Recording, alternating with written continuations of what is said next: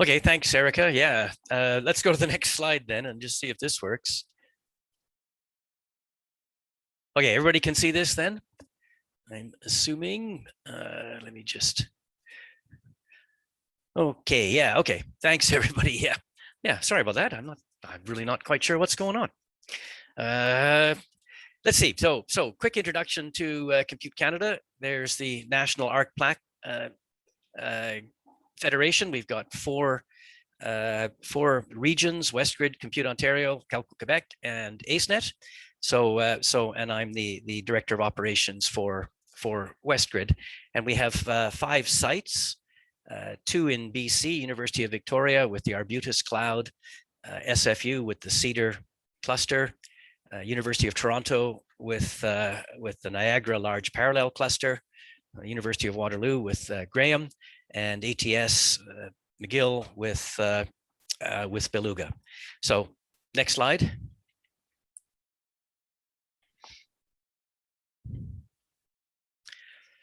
Yeah, and WestGrid itself, well, we've got 7 members, but of course we provide services to everyone in the West. And you can see a few numbers there. Location, yeah, BC is the largest, and then the users' active roles in the other provinces, and spread more or less evenly across various research areas and positions, faculty, doctoral students, and master's students. So just a very quick overview. Next slide, Erica. I always try to put this slide up because this is fundamentally the reason why we do this. This is the field-weighted citation index for all of Canada. So what we do in Compute Canada is track papers that recognize a Compute Canada contribution, like using the Compute Canada systems. And the FWCI itself is just how many citations the paper receives as some measure of the quality of the paper itself. And the dashed line 1 is the world average, and the multicolored ones up above it are various countries: France, Germany, Canada, etc. And they're all well above the world average.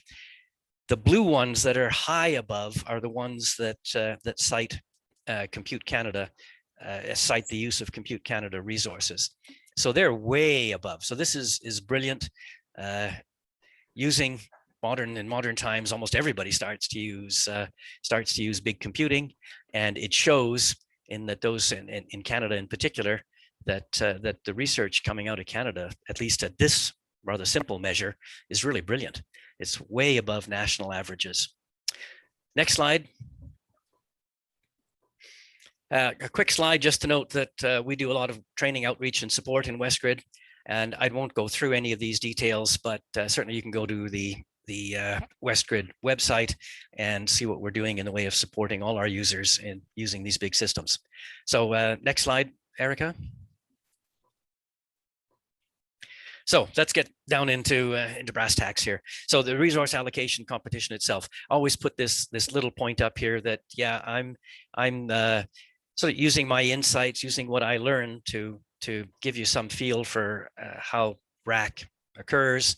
But of course, all the official documents are on the Compute Canada website.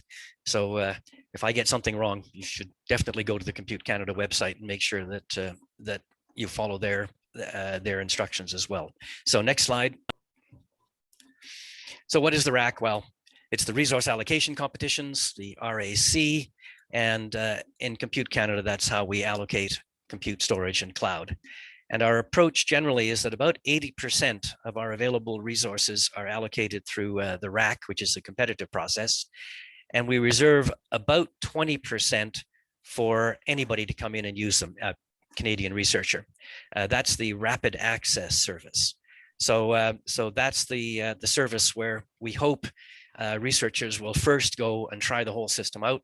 And many researchers, in fact, just use the RAS. You can actually get quite a bit of done. And then if you really need to, you can go through the full competitive process of the RAC. Next slide. Always need a slide of eligibility. So fundamentally, any faculty member at a recognized university, and that essentially means CFI eligible, can apply as a principal investigator for a rack. There are some little extras. If you want all the little details, then you'll have to go to the Compute Canada website. So that's our fundamental. You got to be a PI to go for a rack. Other users, any PI can have his or her team, and we call them sponsored users. So yeah, any sponsored users must have a sponsor, and then you're within the sponsors project. We have almost no limits on sponsored users, as long as a PI feels that their grad students, postdocs, whatever, co-PIs are reasonable, are acceptable. They will accept them as users. So next slide. So a few bits and pieces about how Rack 2021 does. Well, now we're looking for Rack 2022, and that starts in April. So this is a quick review of what happened last year. So we had 199 recipients in Western Canada, 14% increase from 2020, and you can look at the details there. The larger institutions had more applicants, and smaller institutions had less, pretty much consistent with the size of the institution.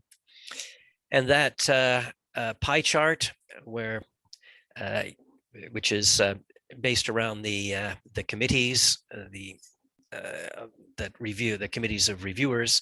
Well, I think over the years, I've been here a long time now, this has become much more homogeneous, that we now have users pretty consistently across the whole works. Used to be essentially that astronomy and physics were the major ones by far. A bit of engineering and chemistry also was a huge one. But now got everybody. Next slide. So in Rack 2021 in WestGrid, about 39% of the total compute cluster asks were actually satisfied. That's pretty much normal for all of Compute Canada. We do not have enough by a lot to satisfy all the asks.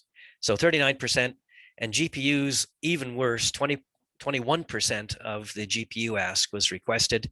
Storage is pretty good so far. We've been able to purchase storage and build it up and satisfy demand more or less. But storage is still something that we have to look at carefully to make sure that to fit within available resources. But of course, the big one is the GPUs. We really don't have enough GPUs. But there's some good news. I'll talk about that later. Next slide. And yeah, there's for the purposes of resumes and CVs, we do estimate our total costs for any raw costs per core year, per GPU year, per terabyte of project storage, that kind of thing, and that we give you in your letters if you get an allocation, so that you can quote that as a monetary value in further grant applications and such. But that gives you just some idea. So 13.8 million of in total value of WestGrid allocations, and again split reasonably even across various fields. The one particular one there on the right hand side, the storage allocation, you probably can't read that, but subatomic and space physics are some of the largest users, and that's getting into the Large Hadron Collider and such when it comes to storage. The rest pretty evenly split. Next slide. Oh, quick summary. Yeah, we actually had about 204 applications last year from WestGrid, 199 successful, so that's pretty good, 98% success rate. I will just note that the Compute Canada philosophy on this is to sort of share the pain broadly. We don't focus, or we don't have any mandate to focus on particular subjects or disciplines. So yeah, in fact, most of WestGrid applications are pretty good and do manage to get some kind of an allocation, but almost invariably nothing like what they asked for. Let's see, I've got various numbers there, but maybe right in the middle, the average science score out of 5.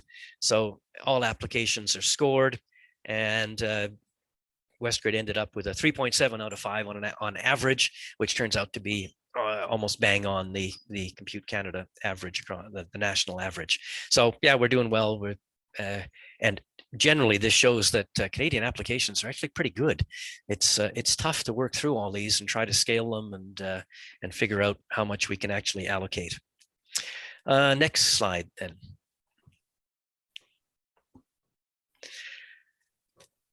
So I mentioned RAS in the beginning, the rapid access service.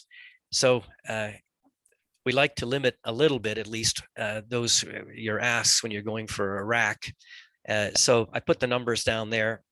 If, for instance, you're asking for less than 50 core years, well, then probably you should, well, we won't accept that into the rack. That's too little. Similarly, you can get storage up to 10 terabytes and GPUs up to 10 GPU years.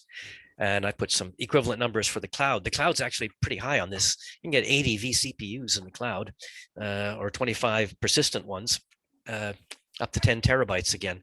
So there's quite a lot there for folks who you don't have to go through the whole rack application process, and you can and yeah, anyhow, there are the limits. So that's the basic thing. If you're under these limits, use RAS, and if you want to get more, then you can apply for a rack. Next one. So we've got two competitions here that make up the rack. One is the RPP, the Research Platforms and Portals. That's aiming at scientific gateways, platforms and portals. That's more and more turning into quite a large chunk of our users. And essentially that's for cloud resources. And then there's what we call the Resources for Research Groups, RRG, and that's the classic HPC on the big clusters. So you'll hear me throughout this talk about RPP and RRG and which one I will concentrate on. And the rest of the talk, I'll look at broadly at some of the best practices and such, and then I'll concentrate on each one, the RRG first, and then RPP. And I put some links there. Everything's on www.computecanada.ca. Right, next slide. Both the RRG and the RPP have a way of handling longer term applications. So for the RRG, you can make a new application, of course, at any time, any year. That's an annual process. But if you've already got an RRG, then a fast track can be taken advantage of, in which essentially you just resubmit the previous application. I'll have one more slide, I think, on the fast track. And you can do that for 2 years, for 3 years in total, and then you can start up again. Then you'd have to submit a new application. RPPs are essentially for 3 years.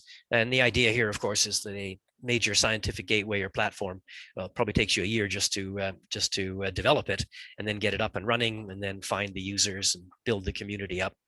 So that one is for 3 years. We do ask for a progress report at the end of every year, but only at the end of 3 years do you need to apply for a new one. Next slide. So the RRG Fast Track, I just thought I'd put one slide right away.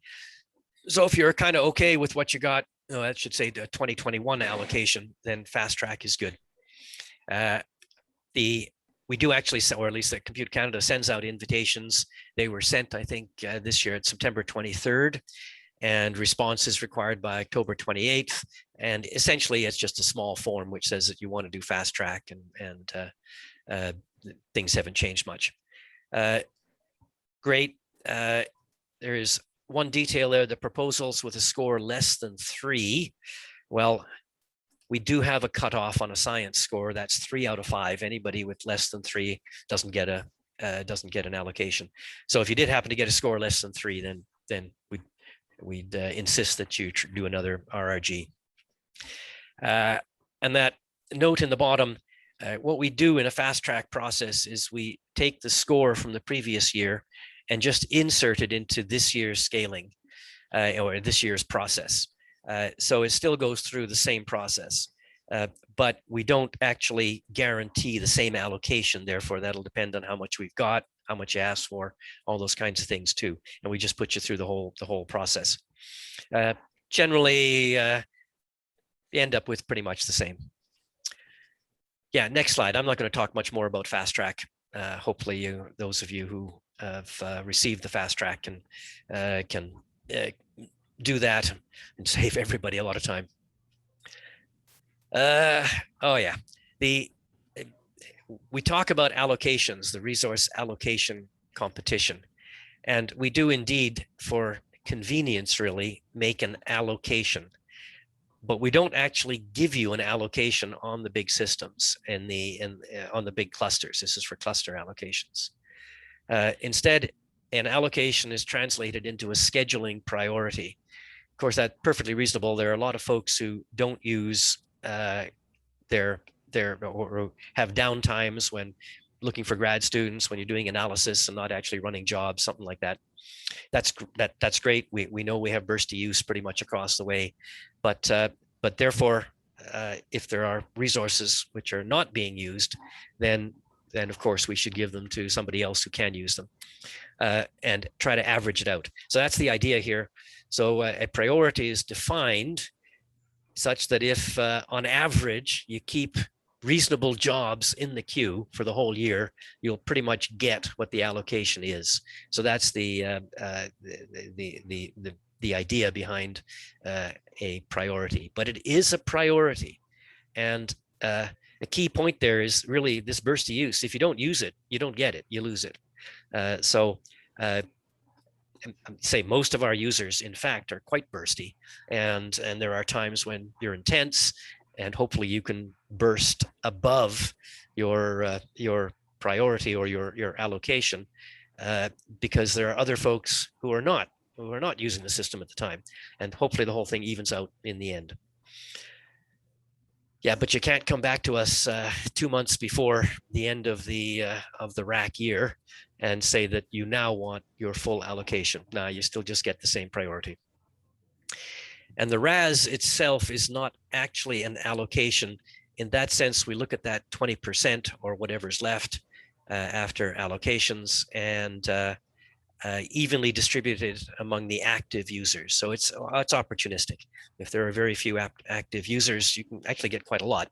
If there are a lot of active users, then the priority per user cuts down. And I just note there that cloud is a bit different in that in cloud is an allocation.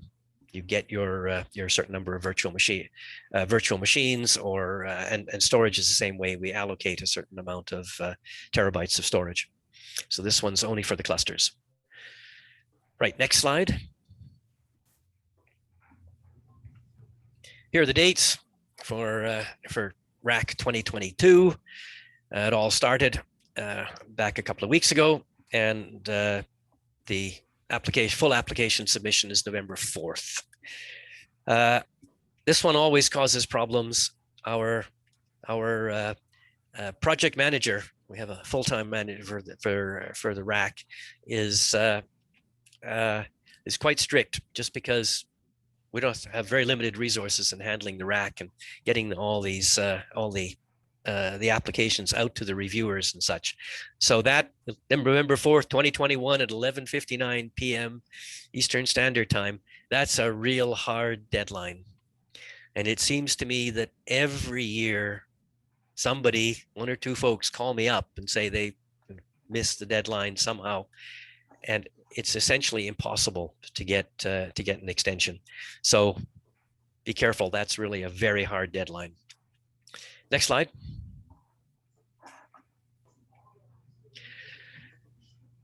RAC, of course, well, it's just increasing. There's the number of applications submitted. Last year, 651. And as you can see, it's just a continuous linear increase. I expect we'll have at least 700 applications this year. It's going to be another competitive year. Yeah, next slide.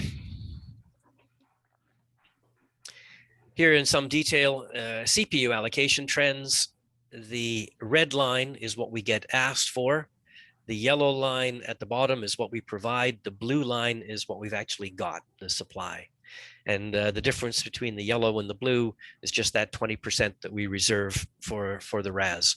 And there's that 40% about sitting there between the yellow and the red.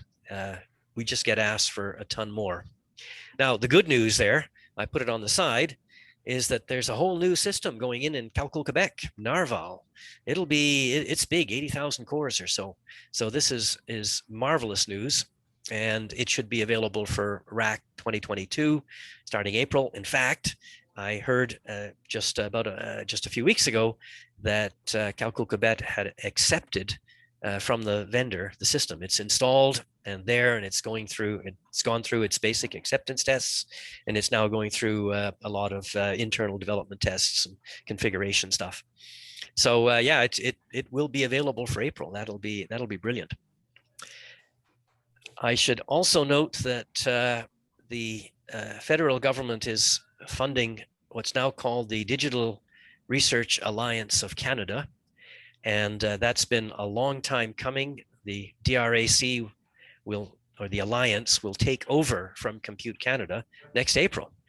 And the Alliance was separately funded directly from the federal government, not through CFI.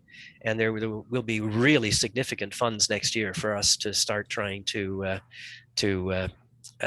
address this immense shortfall. So I expect in the next few years we will see a real uptick in the supply that we've got, and it's really fantastic to see that the federal government has recognized, taken 5 years now, I think, but recognized the need and is responding to it. So that's really nice. But next year itself, even with Narval, I think we'll still be pretty competitive. Next slide. There's GPU. Same comments for GPU, but there's the red line. And something weird happened last year. You can see that it was going up fast, 2019, 2020, and then it suddenly decreased in 2021. That's the need, the red line, the ask. I'm not quite sure what would have caused that. I can speculate. It looks to me like our users are getting much more familiar with GPUs and how to use them efficiently. So that's great. The support staff have been monitoring GPUs for the last few years, the use and reaching out to users and trying to help them out. There's a mix of generations in there, and for instance, Narval will have the A100s. Can everybody mute? I'm hearing a little bit of feedback. Thanks. So maybe the much greater performance of the latest versions is causing that downturn. I'm going to be really interested in seeing how much we get asked for this time, and see if our demand for GPUs evens out, or whether that's just an anomaly and it boosts and then it goes right back up again. Anyhow, next slide. Here's what we've got: Cedar, Graham, Beluga, Narval, and Niagara in the way of cluster resources. Narval's 80,000 cores, so that's great. It'll have the NVIDIA A100 GPUs. It's also an AMD cluster, so yeah, 64 cores and such. Let's see, and I see Artem, you asked about asking questions. Sure, feel free to ask questions right in the middle of things. I'm happy with to answer questions as we go along. Let's see, Artem, you just asked which system people can ask for depending on their location. No, there's no specific limits, restrictions on which machine you can ask for. But what we do during the process is we try to even the demand out. So yeah, if you're kind of on one system, there has to be a very special reason for us to move allocations around. Artem, you might want to give me a call afterwards and we can discuss a bit more directly, because I'll see, maybe I'll have a look and see what we could do. Thanks, Patrick. Yeah. So there's our available resources, and again, yeah, maybe we'll hit 50 or 60% of satisfying CPU asks. I think that's tough. No, Maris, you do not have to apply for Narval access separately. That is in the list of available resources, and you can just tick it off and say that you want Narval. Yeah, next slide, I think. And of course, the Arbutus cloud at UVic. It's actually a pretty big cloud now. 16,000 cores, 44,000 virtual CPUs available. And as of this year, it's got some GPUs. Again, to actually get a GPU on a cloud, you have to make a really strong case that it's a unique request, that you really need to attach a GPU to a virtual machine for whatever specific purposes you've got in mind. I mean, absolutely unique software stacks or something might be the kind of reason that you need, or maybe you need to attach it to a large scale platform and portal, and therefore it's not suitable for using on the clusters. But if you're going to run jobs, it's on the clusters. Also noted in green there that we now have object storage and shared file system storage. So you may be aware of these or have used them. The object store is a very flat storage based on the Amazon S3 interfaces, and it's really, really well suited for very large but flat collections of data. More or less, if you're doing experimental data, object store is a good place to put it. And it does things like stream out and such. So you might want to look into object store. It's new, it's not very well used yet, although we're seeing it ramping right up. And I should note too, I mean, in the industry, object store is standard. Folks like YouTube are just based on object stores. So yeah, you might want to have a look at that. Shared file system is just what it says. You can create a shared file system in the cloud, but that's, I think, a relatively unique usage, but might be worthwhile having a look at. The general purpose systems, that's Cedar, Beluga, and Graham, do have cloud partitions of their own. They're kind of more for special purposes, but if you do have a special purpose where you think attaching a cloud to a cluster would be a good idea, then please get in touch with us. Next slide.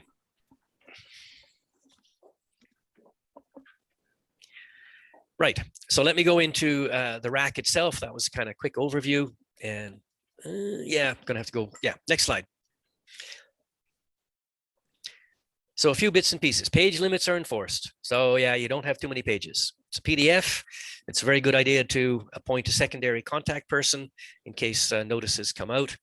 And I put in green there a actual note from a reviewer that yeah, follow the instructions and include the page limits. And we're getting stricter and stricter on page limits, so have to follow them. Next slide. And there's no appeal process. Say this every year. Yeah, you got to get it right.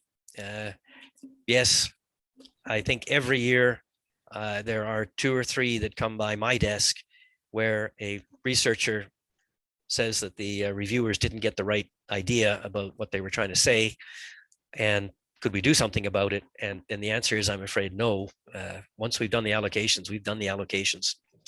So it's pretty important to get the whole the application in pretty much right the first time. Next slide. And I mentioned the no deadlines. Yes, there are, no deadlines. There are no deadline extensions. Get them in on time. Next slide. Previous years, we have provided templates, but they have been voluntary. You don't have to use them. Unfortunately, we have got quite a few comments like the one I put in green there, where the reviewers have got quite upset about getting these kind of weird weird approaches to trying, well, they're not weird, they can be quite good proposals, but they don't follow the templates, and that's made the reviewer's job very difficult. And as we've ramped up to this 700 reviewers now, that becomes critical. So this year you got to use the templates. So it's a requirement, use the templates. Next. Another cautionary note, there is a set of web forms, application forms, where you're asked to choose the system and how much you want on the system, how much storage, how many CPUs, etc. But the justification document, which is the PDF, has tables where you'll justify your ask. In many cases, the two aren't the same. There are differences between what the forms ask for and what the justification says. Of course, that's a bit of a no-no. Make sure they are consistent. I should note that it's the forms that go automatically into the master spreadsheet, which is the thing that we look at, the whole works. So it's the forms that have to be right that go into the process. And we have missed or mistaken resource requests in the past. And again, no appeal process. Barbara, I see you've asked a detailed question about Narval. I'll point you to the Compute Canada website, and you can go and or the docs.computecanada.ca. You can go and find all the details about exactly what GPUs and what memory Narval has. But I think you're about right. Next slide. Well, of course, I'm getting into at this point essentially standard proposal writing best practices. And I suspect some of you are far more experienced than I am in writing proposals. My experience goes a lot to writing about to going to government and trying to get money for new equipment and such. But of course, a critical part of that then is who are the reviewers. Let's see, Marina, let me just check the questions here. Yeah, Marina, yeah, it's one of the things you'll see all the way down here. It's a very good idea to have a pre-consultation with one of us. So feel free to send a note either to support at Compute Canada, support at WestGrid, or info at WestGrid, or directly to me for that matter, and we can sit down. I've already done half a dozen pre-consultations, and I can help you figure out how you're going to go through this stuff. Ping Liang, should the program be program project oriented? That's what we're doing for. And I will work through now some of the application forms to show how the projects work through that. So hold on for a bit. So the reviewers, yeah. Well, we end up with something on the order of 90 or 100 reviewers. So it's a lot. But you're never going to get experts in every discipline. So our reviewers are experts in their particular discipline, but it's kind of broad, and in your particular area, there's not going to be huge expertise. So this is, I think, one of the magic parts, trying to find a balance between giving enough information, but not getting into the weeds. But that's definitely a tough thing to do, and we've certainly seen. I think our usual problem is a proposal which is right down into the technical detail, spends a lot of time saying things about the actual research field itself and why this project is very important and what are the details of it, and then not spending enough time on that question, Ping Liang. It's what your project is for the use of these resources that is important for us.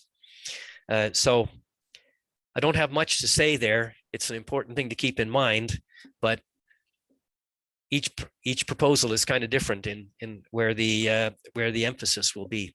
So keep it in mind. The reviewers, yeah, they know what they're talking about, but very seldom are they experts in that area. Next slide. And we do publish the committees. So there are the various committees. There are the chairs, and the chairs are, senior researchers from across Canada. Yeah. So I think we do ask you to tell us which committee you should your review, your application should go to. Yeah. Next slide. Oops, next slide there, Erica. Is it? Oh, there, thanks. So what are, how does an RRG application get evaluated? This again feeds back to that question about program or project oriented. This is the principles. It's what are you going to compute? Why do you need the resources? And how are you going to carry out the project? Like, do you have the right expertise and the right postdocs and such to do that? And I put that's my note in the middle there, that I have seen over the years. The evaluation criteria have moved from a much more sort of NSERC CFI focus on excellence to, in our case, a focus much more on the outcomes and the process and the technologies that you're going to use to solve the problem. And I love that last comment. That came from last year. I would say that the most common problem was just not putting enough effort into the whole thing. So yeah, this is, it's not a trivial proposal to do, especially when you're trying to mix and match between being detailed enough and fitting in the page limit. So yeah, and don't wait till the last moment. I'm going to say that lots of times. Next slide. So yes, we do score every application. There are the official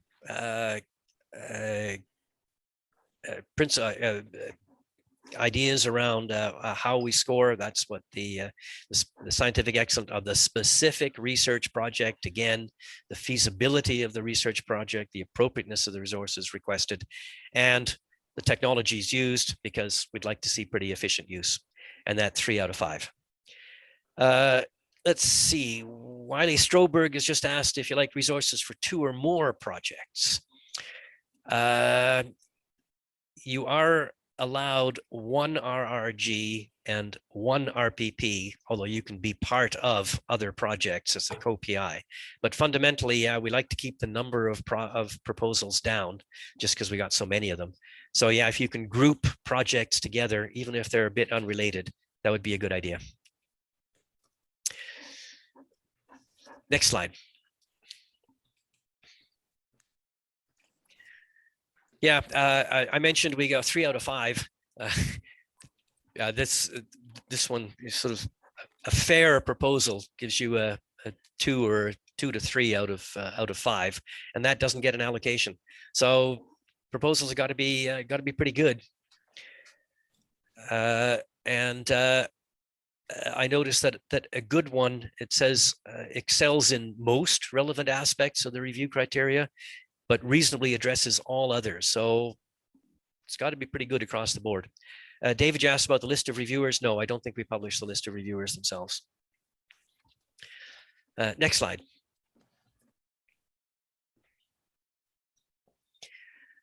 So when it comes to allocations, CPU, we generally scale.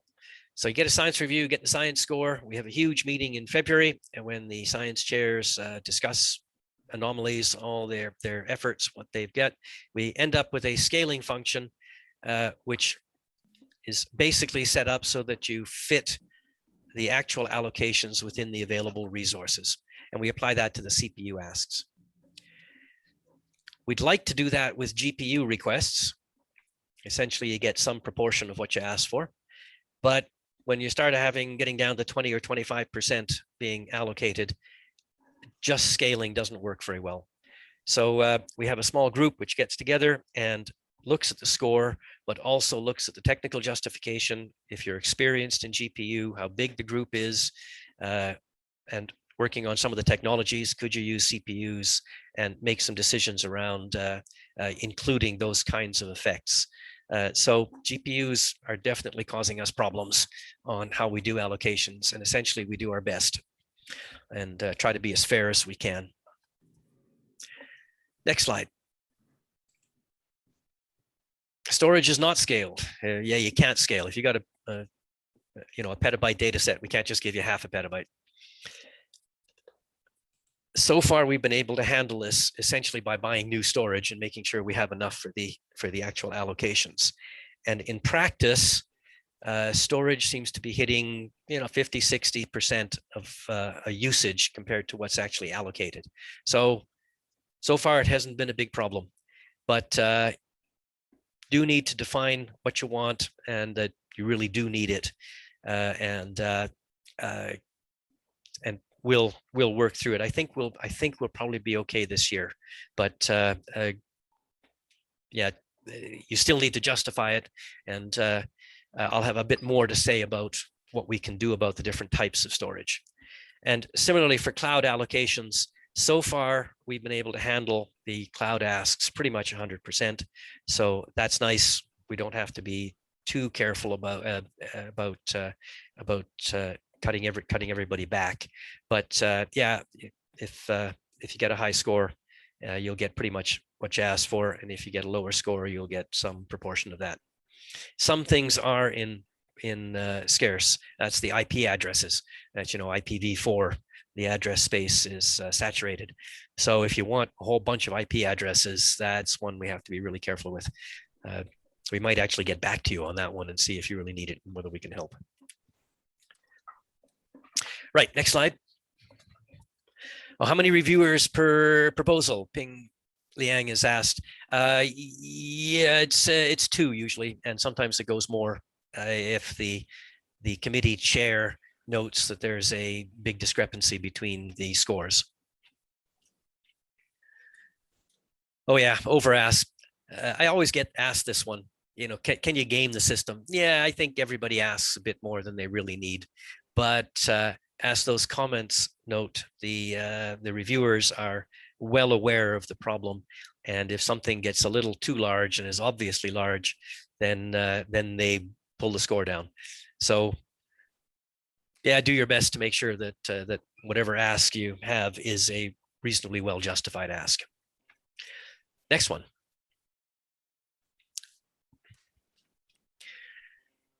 This is essentially an annoying slide. Every year, the reviewers, when we bring them together after the whole operation, we do a retrospective, and our project manager handles that one. It's great. And every year, essentially the reviews say, well, the proposals are too long, we should cut them back. However, a standard reviewer comment is not enough detail. Right.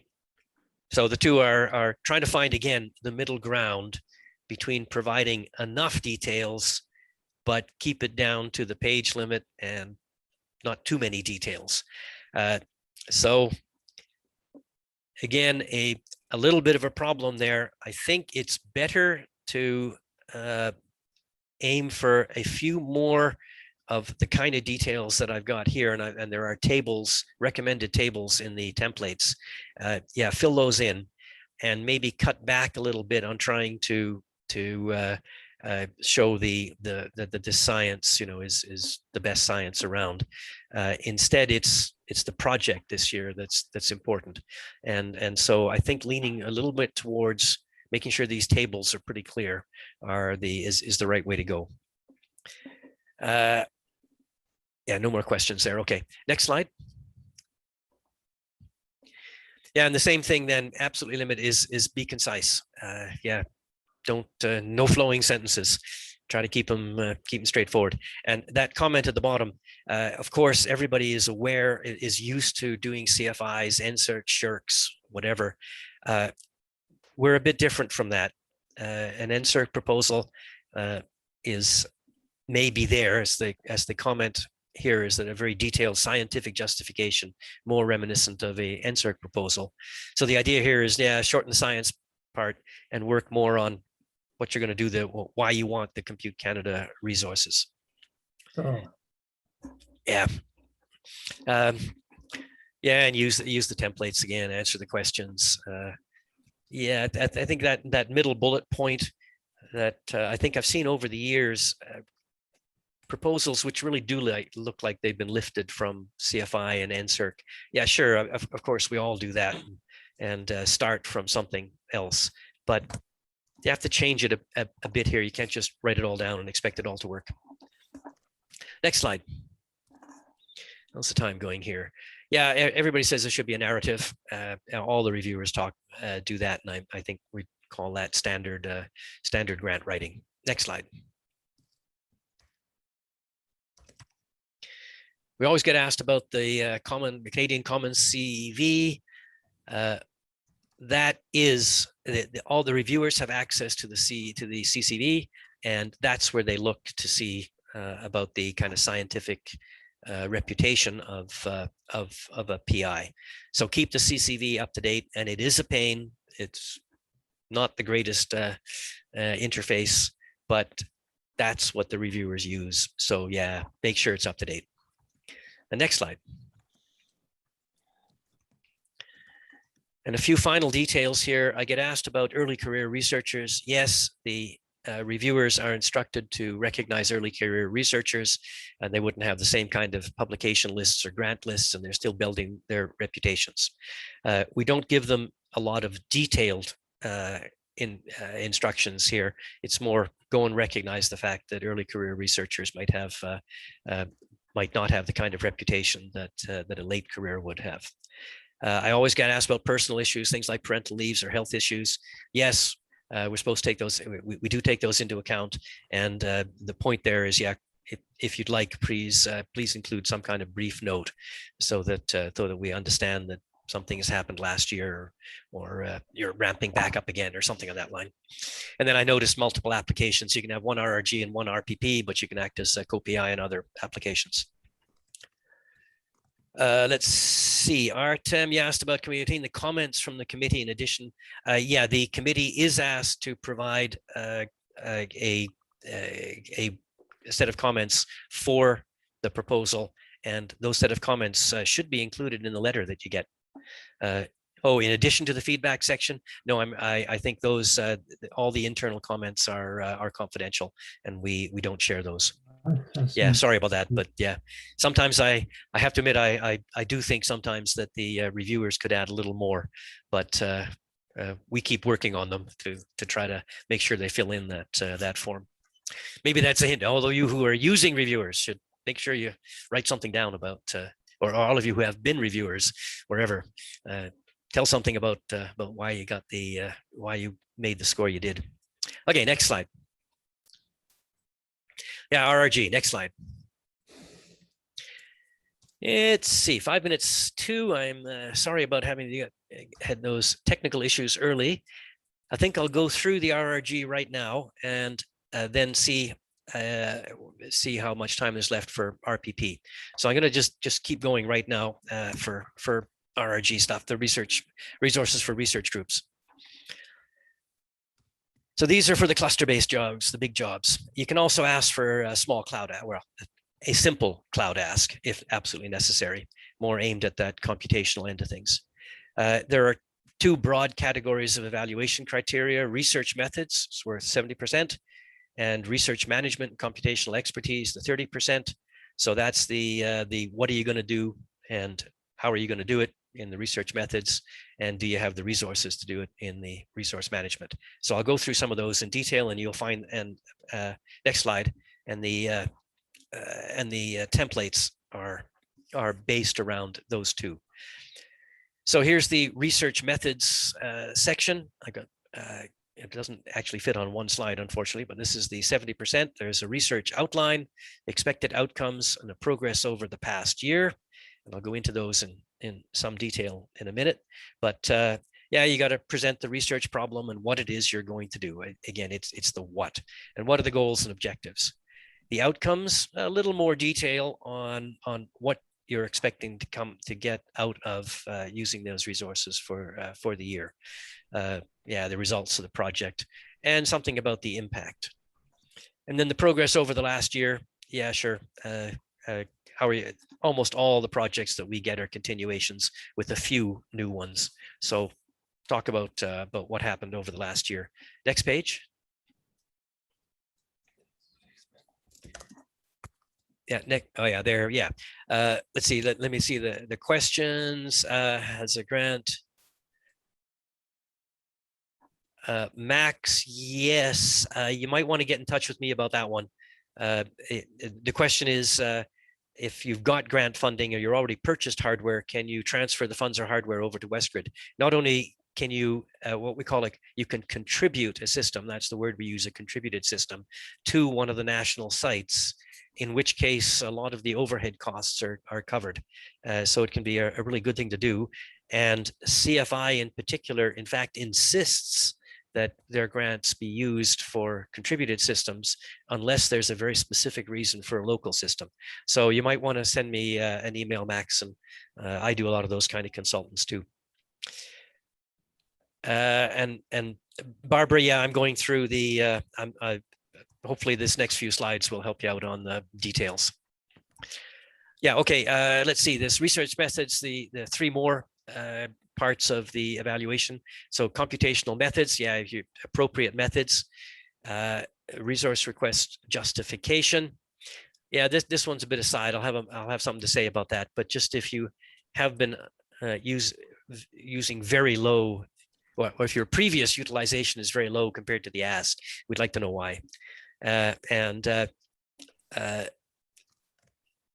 and the amount of resources. Yeah, are you asking the right number, the appropriate, all that kind of thing.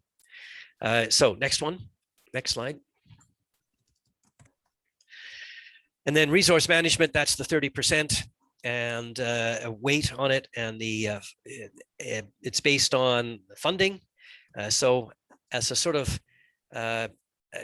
some indication that you've got the resources to carry out the program, we ask to see what your funding is. Of course, want to know what the computational expertise of the team is. And in many cases, they'd like some kind of a management strategy. How are you managing your team, and do you have the right people to do it? Next slide. So the RRG template itself then just follows what I've just presented. There are 8 sections: a research outline, expected outcomes, progress over past year, computational methods, the resource justification itself, and then the last 3, funding, expertise, and management, which are essentially tables. So I put some of the page numbers there. You don't have that many pages. We keep cutting it down. So fitting it in is going to be a little tough. Next page. So the first section is the description of the research problem. For those of you who've been around for a while, I think this has morphed a bit. It used to be a much more comprehensive research plan, discuss the whole thing. And back then we had more pages to work on, but that is cut down now. It's really, what are the goals of the research? What is the research problem? What do you want to do with it? And what are you going to end up delivering it? Oh, David, yes, thank you. Yes, the subsection page lengths are suggestions. They are not requirements. Yes. So yeah, thanks. Yeah, so you can mix and match a bit for the whole thing. I think you got something like 8 pages in total. And this research outline, where there's a page there, there's the next section, and you can go to the next slide, is for outcomes and outputs, which is a table. So something measurable. So the two kind of go together, and you can play with that.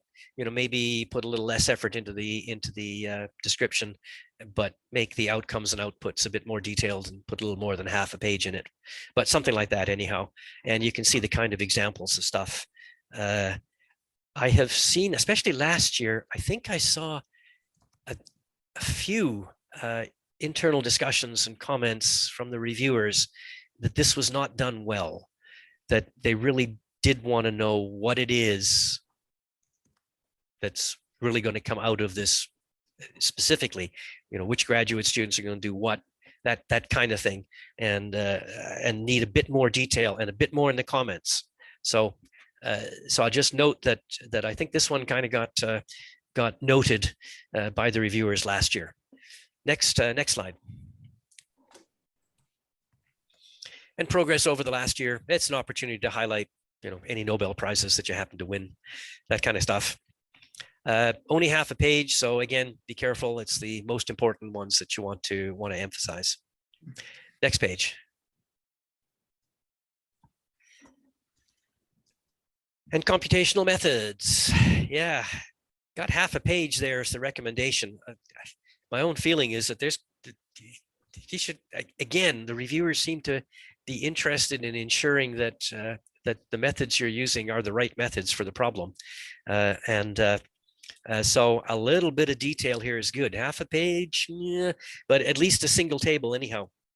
And there's the kind of comments sitting there at the bottom, you know, I find quite often that applicants wrote in the proposal a general description of their methods, but omitted critical details. So yeah, getting down a little more into the details is an important part of this, but trying to find that balance with the half page is tough. Next page, next slide. So you got 3.5 pages, or the recommended is 3.5 pages in total for the request itself. And there are a lot of little details. So there's a little bit of a history there. So if you didn't use what you asked for last year, why not, is specifically the question. 5.2 is just a summary table. Try to make sure again that it's consistent with these details, and 5.3 and 5.4 are the details. And I think pretty standard details. Which system do you want? How much you want? What are the memory requirements, I/O requirements, etc. There's a number of researchers within a project group who need to use impact. David, yes, sort of, I think is the answer there. No, we don't specifically say that a larger group automatically gets a higher score, but of course, a larger group would be expected to ask for more resources. So that feeds into a reviewer's understanding of how much of the justification for the resource request itself. So yeah, if you ask for a lot of stuff, either you got to show that you're running some very big codes, or the other end of that is that you got a big research group doing a lot of stuff. Next slide. Yeah, system selection. Hopefully, when you've got to the point of applying for a rack, you've already used RAS and you already know what's going on, and you know which one to select. And almost invariably, you're going to select the system that you've already been using. Certainly, feel free to consult with us if you're thinking of using more than one system, or you have different kinds of requirements, the large parallel in the cloud and the general purpose ones, for instance. Okay, next slide.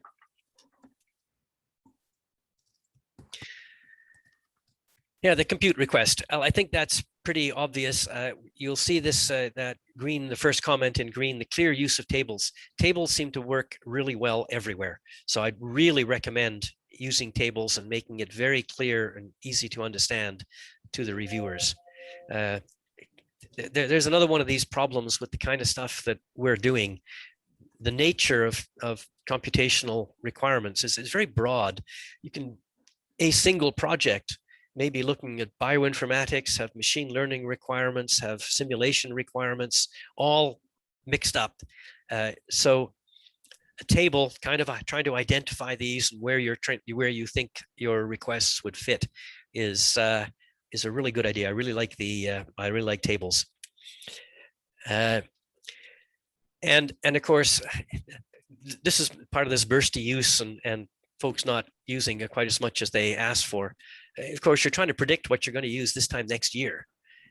Well, this is research, so it's going to be kind of uncertain.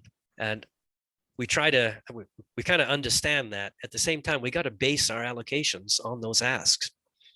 So if you really do think there are places that there may be major uncertainty, I think it's perfectly reasonable to say so and say why. And again, it bolsters the proposal. Yeah, next slide. Now here's the kind of table that is in the template. Relatively straightforward, but at least it's a table that fits. I put an example here. You might have a development run where you figure you're going to do a whole bunch of small jobs. Or in this case, I put 22-hour jobs. 10,000 22-hour jobs might be a pretty big, but anyhow. And how many cores per job? It's not the main production run. And you may be able to get away with less memory per core. So that gives a number for the total core years. And then the production runs, you're only going to do 2, but they're going to be big ones.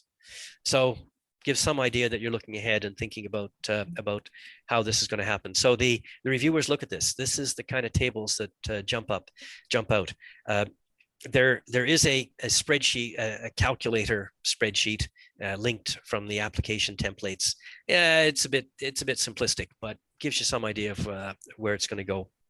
And I usually like this kind of small, medium, large jobs, something like that, rather than getting into exactly how much memory per core. You may not know some of those numbers. And I did put a note, just because I've been asked about it before, that we don't use these estimates specifically later on in the year, in the rack year. This is for the reviewers.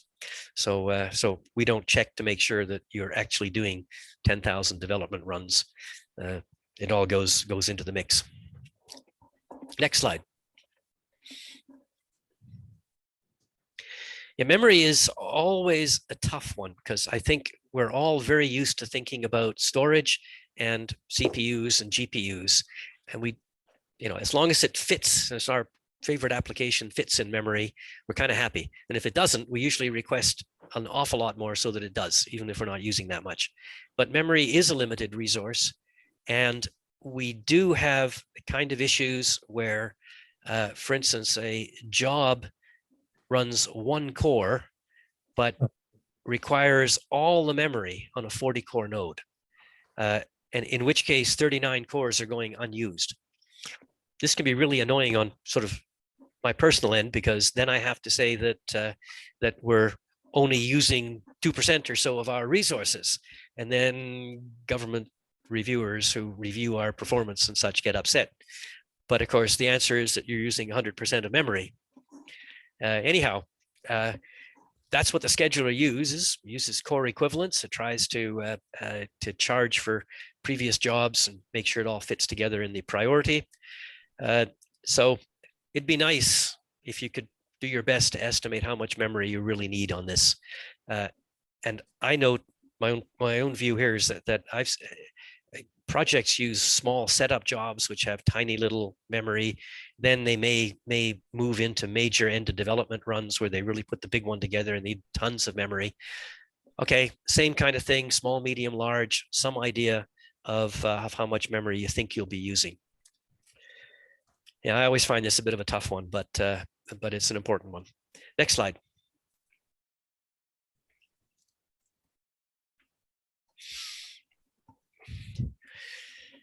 Yeah, it's always handy to provide some details about the codes. Are you using commercial codes? Are you using off-the-shelf codes? Some idea that you know what the packages you're going to use. In many cases, you may be developing your own. It's worthwhile just noting that you are and what they do. Performance is important. That's the next slide, please. I haven't got much in this slide. I probably should have tried to grab a table or something, but of course, how's your code performing? It's does it? Of course, the key thing usually is, does it parallelize properly? If you run it on 5 cores or 10 cores or 1,000 cores, so that end of things, and memory performance too. Is it memory intensive, and are you doing your best to keep memory use down? So anything you can give us. We don't have a lot of space here, but a table or two, or an indication that you've done some experiments on scalability and such would be a really good idea. Next slide.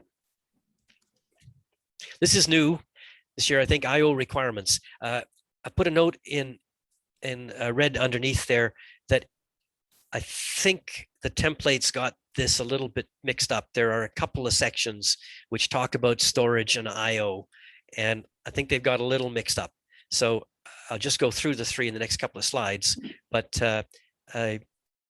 this is a place where you might want to be a bit careful to be consistent. I think we're going to have to look at this part of the template next year, but it is what it is at the moment. So this 5.3.6 says numbers and sizes of files. Yeah, so how many files are you going to produce per job? And of course, this is a quite technical end of things, that the big shared file systems we have always have troubles with large numbers of small files. It's a technical problem that's been with the high performance computing industry forever.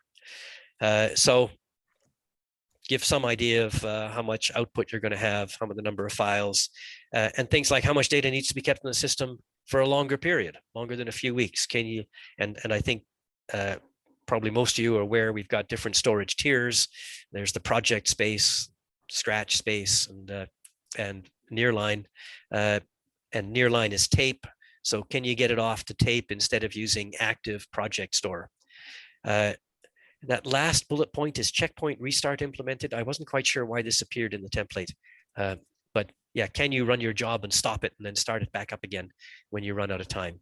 It's a really good thing to do with jobs so that you can get them in shorter time queues and start them up again later on, because you probably get more computing.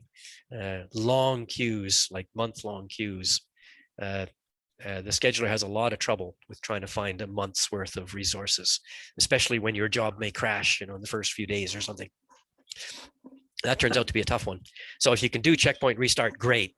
But maybe you're using off-the-shelf codes and that kind of thing.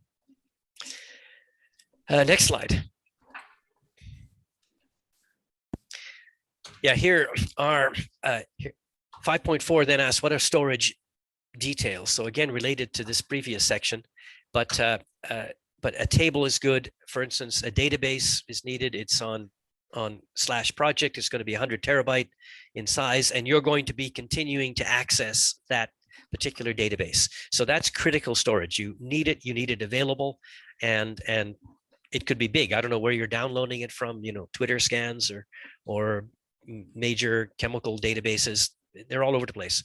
But that's one that we really want to satisfy completely. You know exactly how big it is and that you need it. There are generated results. Interesting one. If your codes may generate small files, big files, outputs, and usually you'd use Scratch to run the codes, but then you'd move the important results into /project, which is the allocated permanent area. So you may want to keep a certain amount of those results in /project. Again, the assumption is you're going to use them a bit as you go along. Maybe you're doing a scan of various parameters, a parameter scan, and need a whole bunch of the results before you do the analysis. Great. Then there's long-term tape. That's nearline, and we'd really like you to use that. It's relatively simple. You copy anything you want from project to nearline, and then the system offloads it onto tape. So that's an archive storage, but of course, you're not going to get it back within a millisecond. Tape may take days for data to come back again. So nearline is relatively new. I think we introduced it, was it a couple of years ago, maybe 3 years ago? And we've seen an uptick in using it. Yeah, it's a good place. It's nice and cheap. Yeah. And there can also, oh yeah, thanks, Barbara. Yes, exactly. Restart option too, because running a very long code for a very, very long runtime, there's a good chance that a node or the system itself may crash, and there your run goes down the tubes. So it's way better to run lots of small jobs, and there are ways of doing that. Ask at support@Compute Canada if you're not familiar with chaining jobs and doing that whole business there. Okay, next slide. Yeah, more. Then 5.4.2 is storage performance and utilization. So again, kind of related to the whole thing, but it'd be nice to know about bursty use. There's that tape business again, and any particular performance requirements, IOPS or bandwidth. So essentially, this is the same kind of stuff that the previous two sections. So just be a little careful. Yeah, I'd say I think this is not perfect yet, and we'll have to do some work on it. But when writing this, then you might do something like say refer to 5.2.4.2 for the answer to this question, and make sure you don't end up duplicating a lot of effort. Yeah, next slide. Funding, yeah, write down. That's a table, pretty straightforward, and that is we get asked pretty much every year. Wouldn't it be better if we could get access to NSERC or CFI or SHRC grant applications and reviews? If we could get their reviews, then we wouldn't have to do it ourselves. That would be great. The fundamental problem is that they have confidentiality and privacy requirements, so we can't get the data. But a related problem is that that we are looking for using our systems, we have a different focus than major granting operations. But a sort of stopgap for that is then, yeah, we ask you to tell us if you have got funding. What are you going to use this funding for? And if you don't have funding, and early stage researchers in particular may not, or may not have big grants and such, but almost invariably your early stage folks are actually applying. So you might want to add in the table that you're applying for a couple of grants, and you know which ones you're going to go for. And that feeds into, are you going to have enough money to hire the postdocs and the grad students who will be working on the projects that you've just been describing? So yeah, but it relatively straightforward, and it's just a table. Next slide. And this is, again, a nice table. So as a team, what expertise do you need and where are you going to get it from? So if you got a machine learning component, maybe you're going to have a new postdoc position that is going to be an expert in machine learning. Or maybe it's going to be spread across the group, or you've got a co-PI or somebody who's going to give it to it. Yeah, and I put a few examples there. So I said a reasonable mid-level breakdown of the expertise required and where it's going. And of course, that fits into the project itself. So the reviewers will be looking for the expertise needed to solve the problems that you've been presenting. The next section, next slide, thanks, is kind of just a different view of the same thing. It says, here's somebody, Jane Smith, they're a postdoc with some expertise, and you're expecting them to use a certain breakdown of the resources that you've asked about. Again, maybe a little difficult, but at least it shows that that you've got folks in mind. And the name you may not have somebody in the post yet, so that may be to be hired approach there. And yeah, off you go. Let's see the point there. Proposals with multiple PIs that didn't link the group members were a problem. Yeah, so and there are proposals which have multiple sub-projects. So explaining a little bit about it is worthwhile. Let's see. Valentina, you asked about the table in section 6. Erica, can we just go back a couple slides there? I think I just want to. Yeah, portion alloc. If it is, yeah, it's in total, I think, Valentina, at this point. Yeah, how much you're going to allocate to this particular project. But this will be for, no, that's a good question. I think I'm waffling. Yeah, I'd go for a year. This is, the RRG is for 1 year. And how much are you going to be able to allocate this year? Okay, back again, Erica, 2 more down. Yeah, next slide. Yeah, okay. We're kind of 20 minutes in, but the next section is the RPP, but that's the end of my RRG proposal. How's everybody doing? Everybody's still hanging in there? So those who are not going to do an RPP can say goodbye. But those who do need an RPP, you might want to hang in there. So everybody good? Yep, a few folks saying goodbye. Right, hopefully those who are staying around. Yeah, I see it's going down fast. Yes, we have fewer RPPs. RPPs are big projects where you're really trying to develop a platform or a gateway. Right, Erica, next slide, I think. We might as well keep going here. And next slide again. And next slide again, RPPs. Right, and so let's just move through the RPPs. It might be of interest to some of you. Let's see. I see Isis, you asked if my slides are available. Yes, they are. And I think Erica sent them out. But Erica, if you can you put the link in the chat? if you got half a chance. Anyhow, I can do that too. I can do it at the end once I'm done presenting, but it should be the very first thing in the chat. I put it in there when we first started. If you scroll up as well. Right. In fact, I think I happen to have it here. I'll just put it up right away, just so. Oh yeah, somebody put it up anyhow. Thanks, Jeremy. You're ahead of me. Great.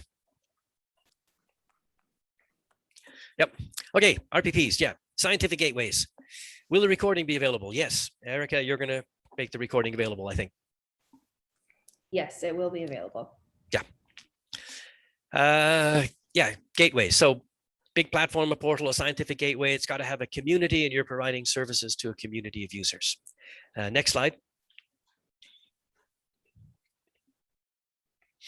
I just have one slide here just quickly about the annual report. Yeah, you do need to do an annual report. You get a notice requesting the report in November. Reports are due in January. So those who are in the middle of their 3-year RPP, you probably know all about this, but you get a progress report, we feed it in, and usually the science score, the original RPP, just gets fed into the allocation process. The problem here is that you actually have to do one. If you don't submit an annual report, then you don't get renewed. So next slide.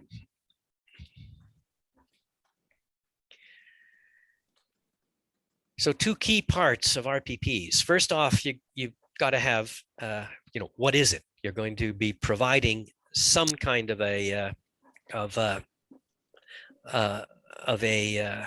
service to a research community. So it's got to have a research community, and you're going to be providing something to them. The second part, pretty important to us, is can you develop and manage and operate the platform and portal? So are you able to do that? And the point at the bottom is a very important one, in red there, that we provide an infrastructure as a service. So you get the infrastructure, you can do anything you want with it. You're completely responsible for design, implementation, architecture, operations of running this major portal. We would love to move up the stack on this one and start to providing much more advanced support for these kinds of platforms and portals. And the demand for that has really been ramping up over 3-4 years now. And as you may know, Canary last year had a big program where they would fund developers at institutions to work on these kinds of platforms and portals, scientific gateways, web developers, database developers, that end of things. So this is very important. We just haven't had the resources to move up the stack yet. Well, we're working with this new organization I mentioned earlier, which is taking over. They have a bit more money, and we may be able to offer some resources on this line. WestGrid has been offering resources. We've had a couple of developers who work on some projects. Yeah, so important to know that you can actually develop and manage. Next slide.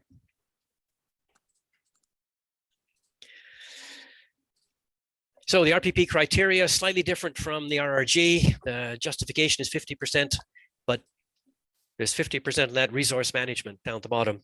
Can you actually do it? And that changes from the 70-30 that the RRG does to a 50-50, because it's really important to be able to manage and develop your gateway. And there's a few bits and pieces in the project justification, and but otherwise it follows very similar to what the RRG does. Next slide. Again, you've got to use the template necessary this year, and there's some links. Next slide. So the project description, half a page. Yeah, what is the platform or portal, and what will it do? And again, the objectives and goals of this RPP system. Yeah, half a page. Yeah, it's probably lots. You want to keep that simple and straightforward. Next slide. And of course, the real part of any gateway or portal or platform is the community. Are you going to provide something that there is a community for, and will they go and use this community, use this platform?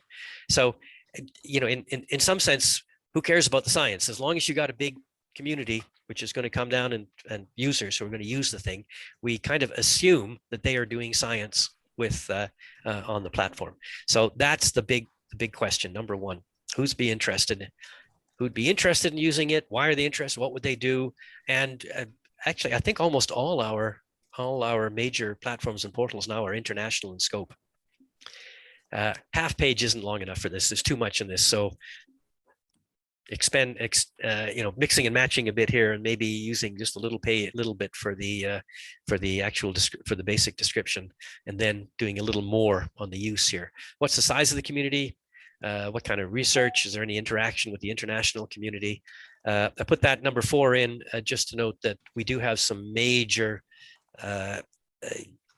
projects like the Atlas high energy physics stuff, which have been around for a long time, and they have, for instance, particular agreements that require some storage, some resources, and we'd like to know about those, of course.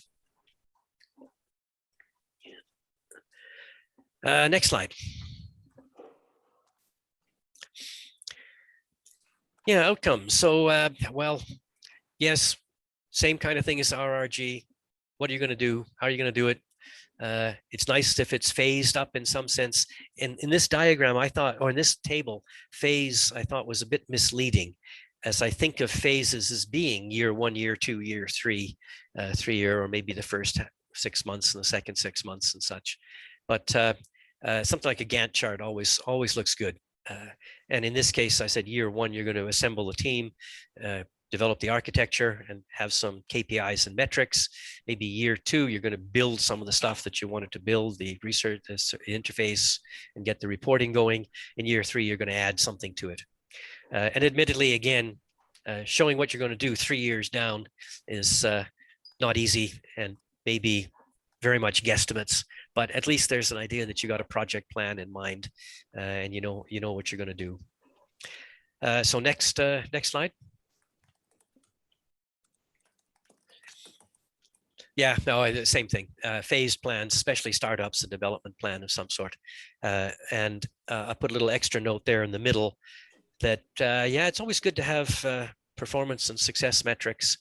These are things that are under demand. Lots of agencies and funding agencies and governments, they always want KPIs. So yeah, if you got some, that's always a good idea to put into this kind of thing. Next. Progress over the last year, usual thing. Nothing much more to say from the RRG end of things. Yeah, this is a few of the important things to show that you're making progress and you're getting there. And in many cases, we already have, or you're building on an existing portal. So it might be worthwhile talking about, for instance, how many users you attracted, anything that the users have managed to do in the science end of things, so you can pass that back down to the community of users themselves. Next. Oh yeah, this one kind of snuck in a bit too, I think. History of past computational utilization. This is not about the cloud stuff. This is if you did get a compute allocation last year and you're going to use 50% or less, then tell us why you didn't use it. So this one explicitly points to the cluster end of things. So if you're not going to ask for cluster resources, and not many of our proposals do, then this one, just note that you're not using cluster resources. Yeah, next slide. And then there's 3.5 pages again for the resource justification. And same kind of questions, nice tables, little history. What are your needs and what are your storage and compute needs? Next slide then.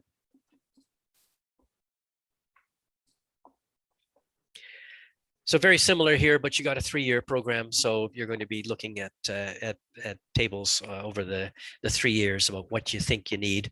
And in most cases, that'll be around the compute and persistent cloud resources and some storage.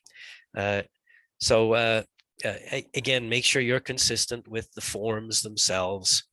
And another little note there that when you ask for storage, ask for the total that you need, including anything that you're already using, not just any additional. Next slide.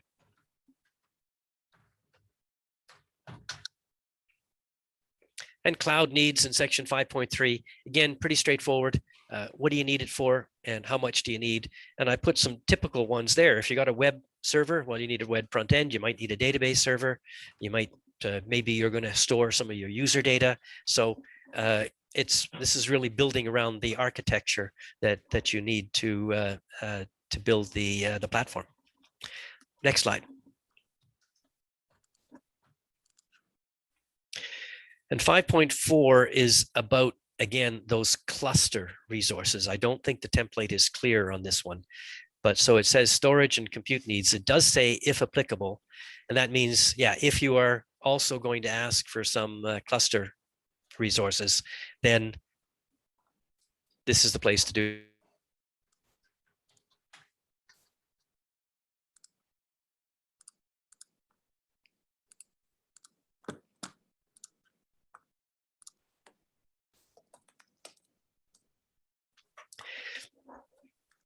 Oops. Have I got lost? Am I still there? I can hear now. Can everybody hear me? Okay. Oh, and Zoom has just told me that my internet connection is unstable. So, okay, let's hope for the best here. Next slide, Erica. And then these two, the choice of specific resources, almost invariably, our RPPs are asking for resources on the Arbutus cloud. So that can be pretty straightforward. There may be high demand periods, and that's, I've had ones where, for instance, especially I think in computer science more, where the approach is to write papers that are presented at conferences, not necessarily papers that are published. There may be 3 or 4 or 5 particular conferences, and demand just ramps right up against those conference times, and that's good information for us to know if we have to if you are going to have bursty use, and if that kind of thing is going to happen. So a description of high demand periods. Yeah, next slide.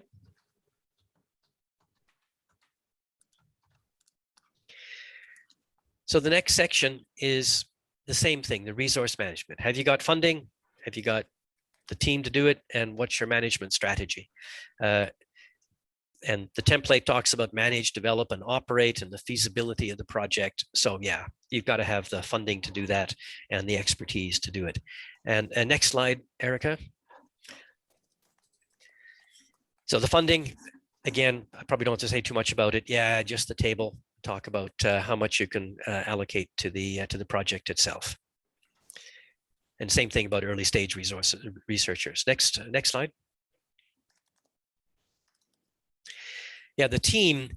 I think it's just important to note here, of course, that this is the team that are going to manage, develop, and operate. We keep saying that.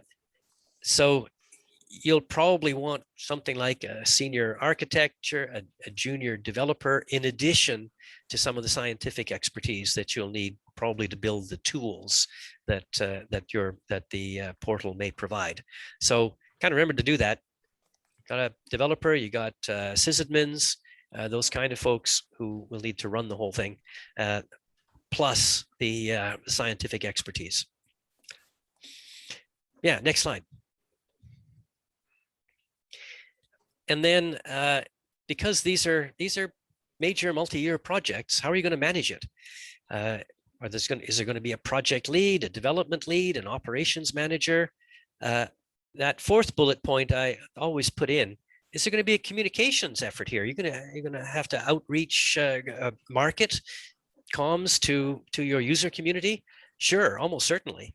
Maybe you'll handle that yourself, but it might be worthwhile if you've got that as a specific role that somebody may have to take on. And some of the biggest projects, yeah, they may have an advisory council, they may have a board, those kinds of things. But even small projects should know how you're going to manage this. It's a long-term project. So yeah, so try to describe these approaches. Yeah, next slide. And then there's a section for references, sure, and that's as required. And I see that there is a room for a one-page appendix. So yeah, you got one page to play with a little bit. And I could see adding some of the little details here. What are the methods you're going to use? Stuff that amplifies what you've basically said in the proposal itself. So kind of nice. Of course, the template from our project manager says use only if strictly required. I'm inclined to think that that might be required quite a lot, but say gives you one unstructured page to play with. Next slide. And there we are, 20 minutes ahead of schedule. I went through that pretty quickly, I think. Hopefully everybody been around for the RRG. There's a lot of overlap in exactly what you do there, but say the focus is on building and operating RPPs rather than on running jobs. I mean, the two different programs. Right, I think about done. Any questions on that one? We still got quite a few people left. Everybody going to apply for RPPs? Yeah, looks like we're pretty much finished.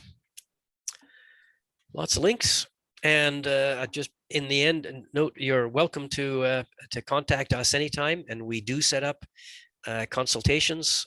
There are staff at all the member sites, and they're all willing to sit down and work through some of the details, both technical and related to the proposal itself. And otherwise, good luck, everybody. I hope we get lots and lots of good stuff for Western Canada. See you then.